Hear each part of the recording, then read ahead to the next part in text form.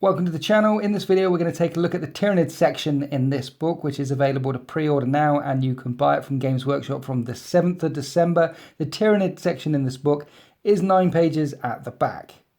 So what's in it? Well, you have bio artifacts of the Tyranids. It's 5 new relics. You have 2 new pages of stratagems that you can use, and then there's Hive Fleet adaptations, which is a bit like making Space Marine successor chapters. It's a bit like well, it is exactly like making your own Tyranid hive fleets. We have adapted Physiology, which are a bit like warlord traits, but you can apply them to a Tyranid's infantry or monster from your army instead of getting a warlord trait. And there are 7 new hive fleet psychic powers, but they're specific to a hive fleet. So there's one for Behemoth, one for Kraken, one for Leviathan, one for Gorgon, one for Jormungandr, one for Hydra, and one for Kronos, one that you can add to each of those fleets. So let's go through those psychic powers first. Behemoth has Unstoppable Hunger, war charge value of 7. If manifested, select one friendly Behemoth unit within 9 inches of the psyker until the end of the turn. When resolving an attack made with a melee weapon by a model in that unit, add 1 to the wound roll. Kraken gets Synaptic Lure. This is my hive fleet, and it's a war charge value of 5, and it's a reroll charge. Basically, you target an enemy unit, and then you can charge it. And everything charging that unit can reroll charges. It's beautiful.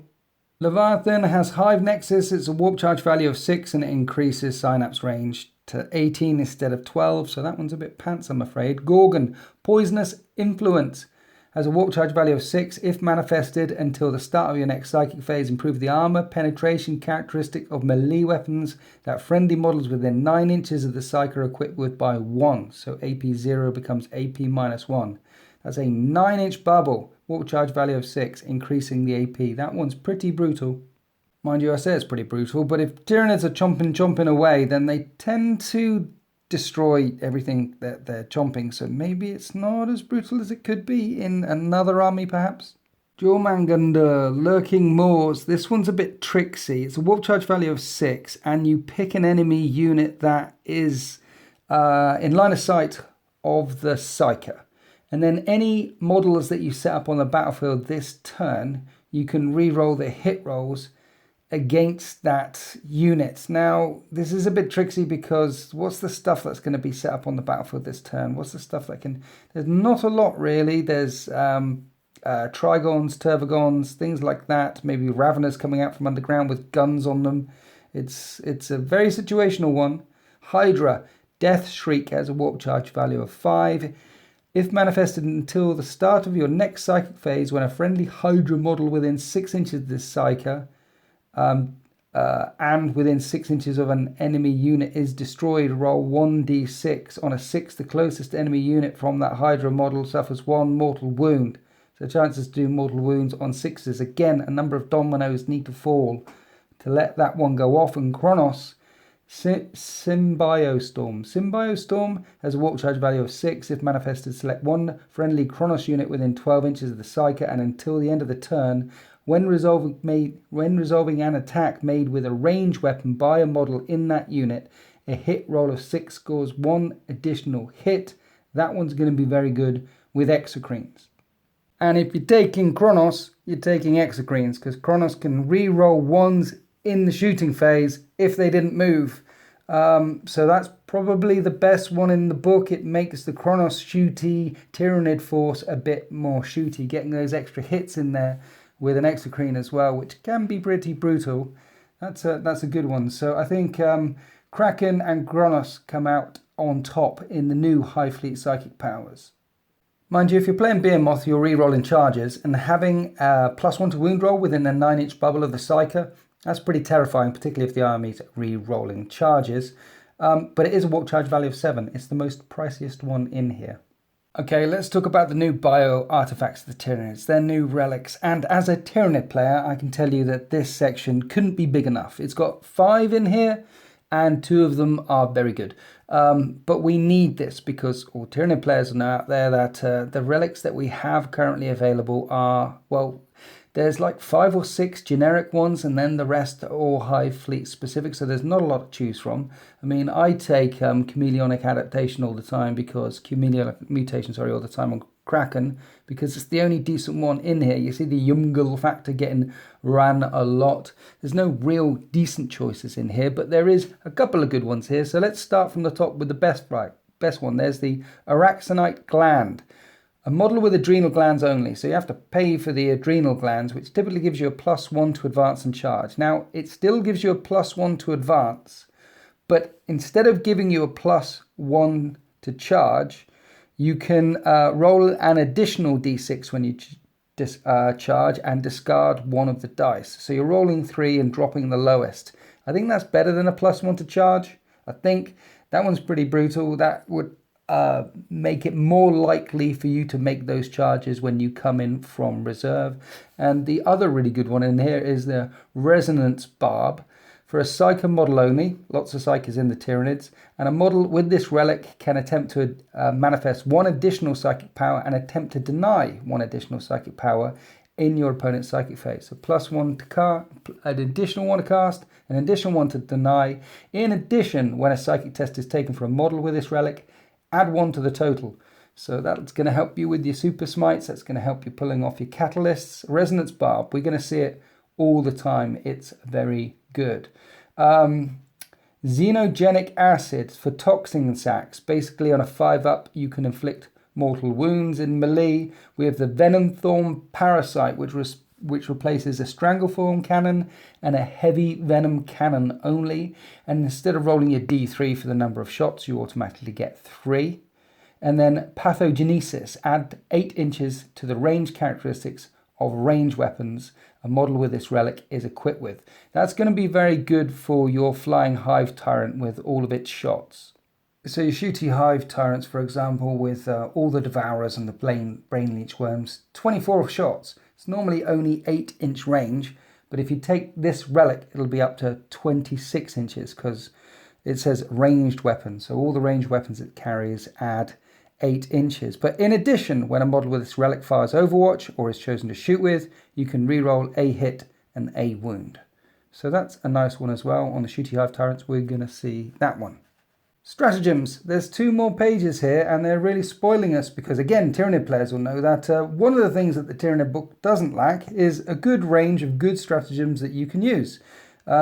Yes, some of them you never ever see, but there's a good 6, 7, 8, 9 that are definitely viable and get used quite frequently. So having 2 more pages of stratagems is glorious.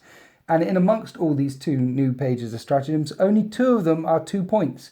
All the other ones are only a point. So yay, more stratagems. But are any of them any good?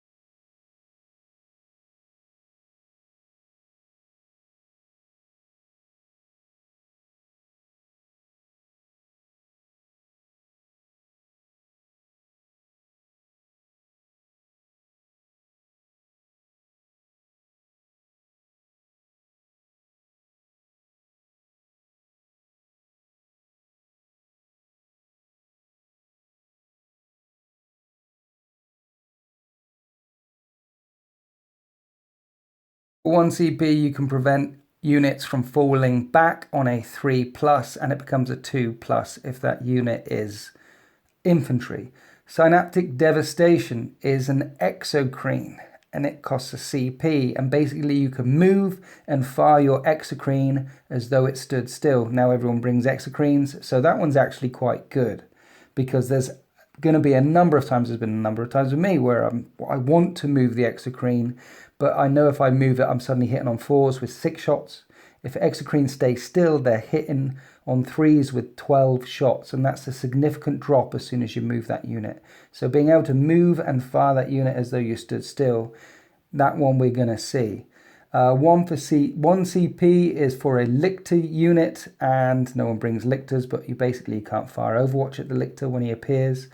For 1 CP on Hormagaunts attacks become AP -1 rather than AP 0. Now, again, Hormagaunts hit on 4s, and at strength 3 they typically wound on 5s. Having them at AP -1, it's 1 CP though, and I guess if you're a Behemoth person or you're someone who's bringing a lot of Hormagaunts, because if you're bringing Hormagaunts, you bring like 60 of them. So having 60 of them hitting at AP -1, for a CP, you don't have to spend it. You might be bringing the Hormagaunts already. Again, situational. 1 for a Haruspex. We'll ignore that because no one brings them. 1 for a Morlock. When a Morlock bursts up for 1 CP, you can add 2 to the dice roll when you're doing the mortal wounds thing. So when Morlocks burst up, on a 1 they do no damage. I think it's 2 to 5 they do D3, and on a 6 they do 3 mortal wounds 1 minute.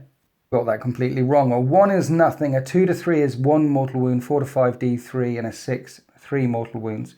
So even if you roll you're always going to do a mortal wound, and so long as you roll a 2, you're going to be doing D3 mortal wounds, and on a 4 you're going to be doing a flat 3 mortal wounds. Now a lot of people don't bring Morlocks, but I rate them if you bring in a couple of them. They're about 100 points, and bringing, say, 2 or 3 of these units popping up in your enemy back lines and having the chance to do extra mortal wounds, and suddenly you've got 2 or 3 toughness 6, wound 12 creatures burrowing up in the enemy back lines. They're a good distraction unit, so long as you bring more than 1.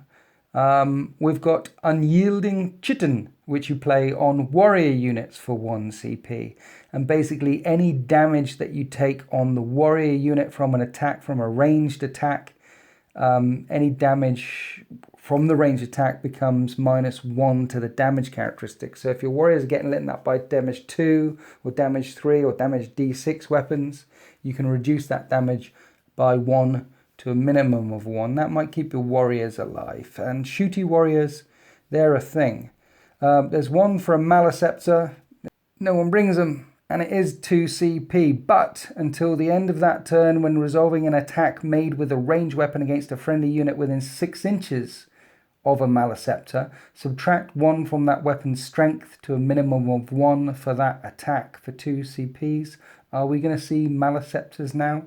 Aggressive Adaptation for 1 CP. If you kill something in the fight phase, until the end of the battle, improve the armor penetration characteristic of melee weapons that models in that unit are equipped with by 1, e.g. AP 0 becomes AP -1. That's quite interesting on your Gene Stealers, for example, because Gene Stealers kill stuff, and with Rending Claws they're already at AP -1, so dropping a command point on them to make those Rending Claws AP -2 for the rest of the battle. And of course if you get 6s, that'd be AP -5. So Aggressive Adaptation, we might better see that one. Synaptic Channeling, we are going to see, because this is again situational, but in the Psychic phase you pick a Psyker, and that Psyker all of a sudden knows all of the psychic powers that are on the battlefield.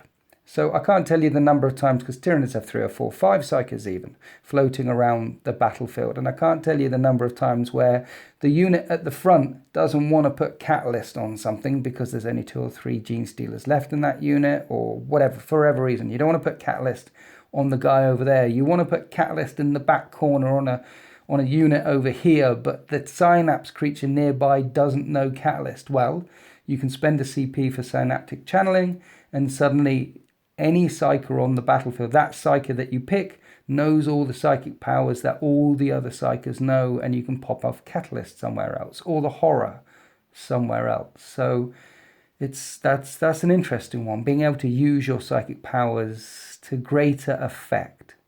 Sky Swarm Fusillade affects gargoyles, and it turns their flesh borers into pistol weapons, so basically it allows you to shoot an assault. I think that's what that one is there for. And Psychic Fissure, you use at the start of your opponent's psychic phase, and until the end of that phase, when a psychic test is taken for an enemy unit within 12 inches of any high fleet Synapse units from your army, if the test has failed, that enemy unit suffers D3 mortal wounds, and it costs 2 CP to play. So at 2 CP and relying on your opponent to fail a psychic test, we're not going to see that one. So as we can see, that out of these 2 pages of stratagems, they're very specific. And you're going to be using maybe 1 or 2 of them all the time, maybe Savage Distraction, or the ones that allow you to charge, or the aggressive adaptation. You're going to be using them maybe rather routinely, maybe in every battle or every other battle. The other ones are very specific based on units. But if you're bringing exocrines, then Symbiotic Devastation, allowing them to move and fire. If you're bringing Morlocks in, you're bringing a couple along, then bringing that one along to fire. If you're bringing Hormagaunts, then having Feral Instincts and getting their attacks up to AP -1. So if you're the kind of list, the kind of player that are bringing some of these units along, then maybe 1 or 2 of those units in your army has suddenly got a lot better. Looking at them from a Kraken specific point of view, from my specific point of view, I occasionally bring Exocrines, I occasionally bring Hormagaunts. I can't remember the last time I brought a Morlock. I should really run a list with 2 of them in, because I've got to. I think I'll be trying a couple of these out, but there's nothing out here that will make non-Tyranid players all of a sudden go, OMG, Tyranid's got a huge buff, it's game breaking. It's not like that. It's going to take a bit of skill and expertise to make them really sing, I think. Okay, so far we've had some relics which are nice but not game breaking. We've had some high fleet psychic powers which add a bit of zing, and some stratagems which are nice but not game breaking. Tyranids are in a bad place right now in the meta. This is going to help them a little bit, but it's certainly not making them Space Marines powerful. There is something in here called Adaptive Physiology though. So if you've got a character and he's your warlord, rather than giving that character a warlord trait, you can select an Adaptive Physiology for 1 Tyranid unit from your army. To do so before the battle begins, select 1 Tyranid's infantry unit or 1 Tyranid's model from your army, and select an Adaptive Physiology for the corresponding list below. And it applies to the selected model or unit until the end of the battle. And for 1 command point, you can have Progeny of the Hive. Use the stratagem before the battle. Select a Tyranid's infantry or Tyranid's monster model from your army that does not have an Adaptive Physiology, and then select 1 Adaptive Physiology to apply to that unit or model until the end of the battle. And you can only use this stratagem once per battle. So basically you can pick 2 of these and put them on 2 units or 2 models for ACP, but you can't pick a warlord trait. And there's 10. There are 5 that you can put on infantry units and 5 that you can put on monsters. And some of them are really good. So for example, Enhanced Resistance. When resolving an attack made against this unit with a weapon that has an armor penetration characteristics of AP -1 or 2, that weapon has an armor penetration characteristic of 0 for that attack. Now, sticking that on your Gene Stealer is not necessarily very good because they've got a 5-up invulnerable save, or on Hormagaunts or on Termagaunts, not necessarily a good thing. They've only got a 6-up save anyway. But any infantry unit, say you've got a shooty unit of warriors, AP -1 and AP -2 suddenly doesn't burn through their armor. Remember, this is free. You just have to give up a warlord trait for it. That one is definitely on the wish list, I think. You have Adrenal Webs. When this unit consolidates, it can move 2d6 inches instead of 3. This one's crazy good if you're going up against armies that don't have flying tanks like Tau or Eldar or whatnots. Being able to consolidate 2d6 inches it's crazy good, because you're going to smash something, hopefully utterly kill it, and then you're going to be able to move a long way and tie up units and shut them down from shooting so that they'll have to fall back and shoot you. It won't work against Ultramarines either, but it's good. It's free and it's good. Abhorrent Pheromones. Subtract 2 from the leadership characteristics of models in enemy units while they're within 1 inch of this unit. We're not going to see that one. Dynamic Camouflage. When resolving an attack made with a ranged weapon against a model from this unit that is receiving cover, add 2 to the saving throws instead of 1. So that puts your warriors in cover to a 2-up save, because they typically have a 4, so that would put them to a 2-up save. Is that better than enhanced resistance? A -1 or a -2 weapon becomes a 0, AP 0 for ranged attacks. Dynamic Camouflage, it probably is, because at AP -2 it does the same thing. But to everything that's AP 0, you're getting a 2-up save from. But then you have to stay in cover. It's an add 2 to cover while you're in cover. And you're going to be putting it on warriors because, again, Gene Stealers, Hormagaunts, Termagaunts, most of the standard infantry things that you tend to see, there's no point in putting that on them. Unnatural Reactions. This unit can perform a heroic intervention as if it was a character, and it can heroically intervene 6 inches instead of 3. So we have enhanced resistance, dynamic camouflage, and adrenal webs for infantry units in the adaptive physiology. Those are the ones that stand out to me. So let's talk about monster adaptive physiologies. Dermic Symbiosis. Stick this one on your exocrine because suddenly you've got a 5-up invulnerable save and you've doubled the number of wounds remaining for the purposes of determining what row to use on that damage table. Or you put it on your T-Fexes with their rupture cannons. Yeah, so 5-up invulnerable save, double the number of wounds for the that's very good. Ferocious or Voracious ammunition. At the end of your shooting phase, select one enemy unit that had one or more models destroyed this phase. So it can't be a tank because the tank's already gone. It's got to be a unit that's had a model wiped out in it. That unit suffers D3 mortal wounds. Yeah, nice. It's an extra sting in the tail. Accelerated Digestion. In the fight phase, when an enemy model is destroyed as a result of an attack made by this model regains up to 1 lost wound. And no more than 3 lost wounds can be regained as a result of this rule in any one turn. So your Hive Tyrant or your Broodlord, it kills a model, it gets a wound back. It kills 3 models, it gets 3 wounds back. And it's at the end of the phase. So you do your attacks, they attack back again, get some wounds back. That's quite nice. Synaptic Enhancement. This model gains the Shadow and the Warp and Synapse abilities. That's okay if you want to put it on an exocrine in the backfield or a T-Fex in the backfield. Murderous Size. Before the battle, select one melee weapon that this model is equipped with, and until the end of the battle, add 1 to the strength and 1 to the damage characteristics of this weapon, and improve the armor penetration characteristics of the weapon by 1. That one's nice for your Flying Hive Tyrant with their big monstrous sliding talons. And the reason why it's nice is because Choppy Chop Hive Tyrants tend to be a bit underwhelming because they're only strength 6. Yes, they hit on 2s and rerolls 1s, but they're only strength 6. So getting them up to strength 7 and having the damage characteristics of those monstrous sliding talons going up to damage 4 and having them AP -4, that's quite, they're going to hurt. They're going to hurt some stuff. It seems to me that the best way to make the monster adaptive physiology sing would be not to put them on Screamer Killers or Carnifexes because they've only got 8 wounds and they're going to go down quicker. You're going to want to put it on a monster that has more than 10 wounds, that is going to be around for a bit longer, so you've got those bonuses potentially for a bit longer. But I really like this idea.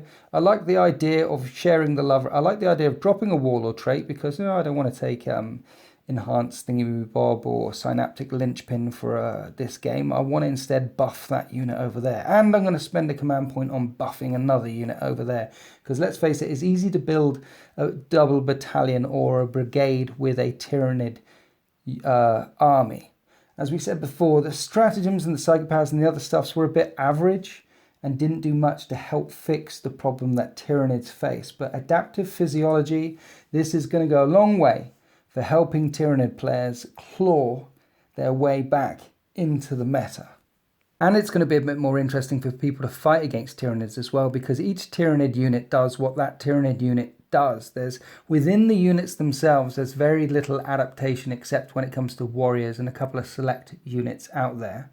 The chopper units do the choppy things, the shooty units do the shooty things, and having some variety within those units. So yes, this is a shooty unit that does this, but this shooty unit also does this. It gives a bit more flavour to fight against. I do worry though, if an opponent is going up against your army and you've got these adaptations in them, in certain units, you're painting a great big target on your chest, aren't you? You're saying, hey, look, here's the ones that I've spent that stratagem on, or here's the ones that have leveled up, have powered up. And then your opponent will go, okay then, I know which one to shoot at in my turn one. So maybe it'll counter, or mind you, maybe you could use that to your advantage. Maybe you could lure them into that sense of, yeah, shoot at these guys, I've powered them up. But really, it's the other little buggers that sweep round the rear and chew at your kneecaps. It certainly makes it interesting anyways. Now, that's it for the additions that the Tyranids get, except for the Hive Fleet adaptations. There's a lot of these, so I'm just going to go through them.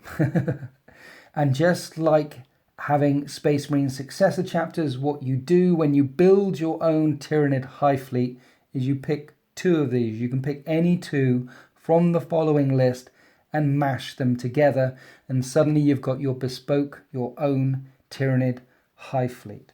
So let's go through them. Adaptive Exoskeleton. Termagant, Hormigaunt and Gargoyle models with this adaptation have a 6-up invulnerable save. So these models that I just referred to, they have a 6-up save anyway. So basically they've got an all-round 6-up save. It's okay. It might be good to take if you're bringing a lot of little bugs. If you play Horde Tyranids, this might be a good one to take. So you've always got those saves. Bestial Nature. Add 2 to the attacks characteristics of a model with this adaptation that has a damage table whilst using the bottom row of that damage table. Biometallic Cysts. Improve the armor penetration characteristic of Scything Talons that models with this adaptation are equipped with by 1. Now this makes things interesting because most Scything Talons, normal Scything Talons, are AP 0. But getting a pair of them allows you to re-roll hit rolls of 1. So having Scything Talons that are re-rolling hit rolls of 1 at AP -1, maybe people will take these instead of Rending Claws all the time. And also, normal Scything Talons are free. They cost 0 points. So having a Choppy Chop, yeah, it's a good one. And of course, Monstrous Scything Talons will go up to AP -4 for chewing through those tanks. Biosphere Consumption. When a monster model with this adaptation would lose a wound if that model's unit did not move in your last movement phase, or it is the first battle round and there are no enemy units within 1 inch of that model, roll a d6 and on a 6 that wound is not lost. Cranial Channeling. Once per turn, when a psychic test is taken for a model with this adaptation, you can re-roll the result. Feeding Frenzy. When a pile-in move is made for a unit with this adaptation, models move 6 instead of 3, that one's good. Horror from Beyond. Subtract 1 from the leadership characteristics of models in enemy units while they're within 3 inches of a monster unit with this adaptation. Hypermetabolic Acceleration. When a unit with this adaptation advances, you can re-roll the advance roll. It's still not as good as Kraken, because Kraken roll 3 dice and pick the highest. But with this, you can have a re-roll advance and add something else from the Hive Fleet adaptations. Membranous Mobility. When resolving an attack made with a melee weapon against a model with this adaptation that can fly, subtract 1 from the hit roll. So if you bring in your Harpies, if you bring in your Flying Hive Tyrants, it's all -1 to the hit roll, but it's for melee weapons only. So when they come squawking in going caca, then your enemy -1 to hit back again. Metamorphic Regrowth. A model with this adaptation regains up to 1 lost wound at the start of your turn. That could be your entire army regaining a wound, a turn. But there'll only be 4 or 5 things in your army wounded each turn. There might be a warrior and an exocrine and a something, and mind you, it could be a good thing. Free wounds are always good, Morphic Sinews. Monster models with this adaptation do not suffer the penalty for moving and firing heavy weapons, nor for advancing and firing assault weapons. Wow. So you're bringing your exocrines, you're bringing your T-Fexes, and you do not suffer the penalty for moving or firing heavy weapons, or for advancing and firing assault weapons. So yeah, exocrines, T-Fexes in the backfield, shooty warriors, huge screen of little stuff. Your warriors are always advancing and not suffering the minuses for firing off all those devourers. This is one of the go-to ones, I think. Pack hunters. When resolving an attack made with a melee weapon by a model with this adaptation against a unit that contains fewer models than the model's unit, which, if you're playing Tyranids, should be every unit that you're attacking, improve the AP by 1. Parasite. If a monster unit with this adaptation makes a charge move, or is charged, or performs a heroic intervention, and then, until the end of the turn, when resolving an attack made with a melee weapon by a model in that unit, add 1 to the hit roll. Doesn't typically help your Hive Tyrants, because they're hitting on 2s most of the time anyway, unless they're bracketed. But remember, Carnifexes hit on 3s on the charge. This will mean your Carnifexes are hitting on 2s. So if you're bringing a Monster Mash type list, say 3 or 4 Shooty Fexes and 3 or 4 Screamer Killers, then having those Screamer Killers hitting on 2s when they charge is nothing to be sniffed at. Senses of the Outer Dark. When a model with this adaptation would lose a wound as a result of an Overwatch attack, roll a d6. On a 4-up, that wound is not lost. Now, in any other army, having a 4-up feel no pain to Overwatch would be like, what are you on about? I'm never going to take that. But in a Tyranid army, or in an Orc army, but we're talking Tyranids, in a Tyranid army, a 4-up feel no pain on your Gene Stealers. See, you don't even need Catalyst on your Gene Stealers when they're charging in. You're going to need Catalyst on them when they're moving up the table. But you know you're going to make that charge phase this turn because you've positioned them, you put Catalyst on them and they moved up last turn, and now they're only 4 inches away from the pounce. And instead of chucking Catalyst on them again because you're going to get lit up by all those Tau guns or the flamers that are going to hit you, you can spend Catalyst over on your right flank on another unit and then charge in with those Gene Stealers, knowing that they're going to ignore wounds on a 4-up, which is better than Catalyst, on a 5-up. Shrewd Predators. When a model with this adaptation makes a consolidation move, if there are no enemy models within 3 inches of that model, does not have to end the move closer. If there are no enemy models within 3 inches of the model, it doesn't have to end the move closer to the nearest enemy model. So they can consolidate off in any direction, but it's only 3 inches. Spore Mist Spines. With this adaptation, a unit with this adaptation can advance in the turn in which it falls back. Synaptic Augmentation.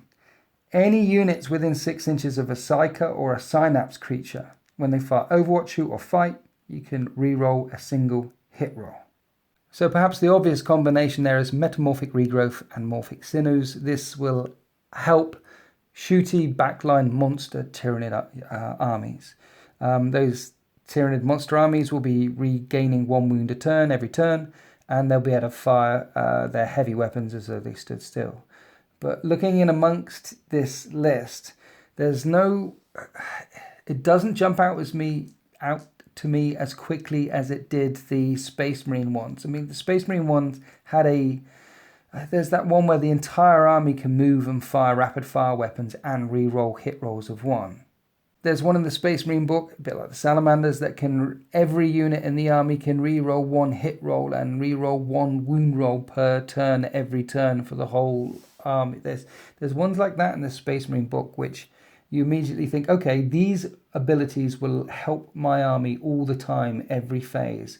This one, there's nothing that jumps out as loudly as it did in the Space Marine book. However, having some new goodness is always good, and there are plenty of people out there that have their own hive fleets, and there are plenty of people out there that have certain models and certain units and certain styles of playing for their own hive fleets. And of course, you don't have to pick this if you're a successor. You don't have to pick stuff on this list. If you've painted your Tyranids brown and purple and whatever colors, you can always say that they're a splinter of Hive Fleet Kraken or a splinter of Hive Fleet Behemoth. No one's going to stop you playing that way. You can still play as one of the primary Hive Fleets if you want to. But if there's something in here that sings to your narrative soul, or if there's something in here which will really benefit your army, then you can choose to fight your army that way instead. And giving the players more choice of how to fight and what to fight with and how to play their units is always good in any game of 40k. Giving us some choice is what we like. Okay, so that's the Tyranid section in the Blood of Baal book. It doesn't suddenly catapult Tyranids to the top of the heap. It certainly doesn't do that at all. What we're going to find going forward is players picking 2 or 3 things from this book and adding them to their army. We might see some people using those high fleet adaptations to making their own high fleets, but what we see is 1 or 2 stratagems being used, 1 or 2 relics being used, a bit like when the Vigilus books come out. I think that's what we're going to see from this book here. It helps Tyranids players, but it perhaps doesn't help them as much as they need. However, this book and this section is a stopgap between where we are now and where we will be when the new Tyranid book comes out, whenever that book comes out. So I'll shut up. If you want more from me, more from Winter's SEO, then check out www.deploymentzone.tv. Thank you for listening. Happy wargaming.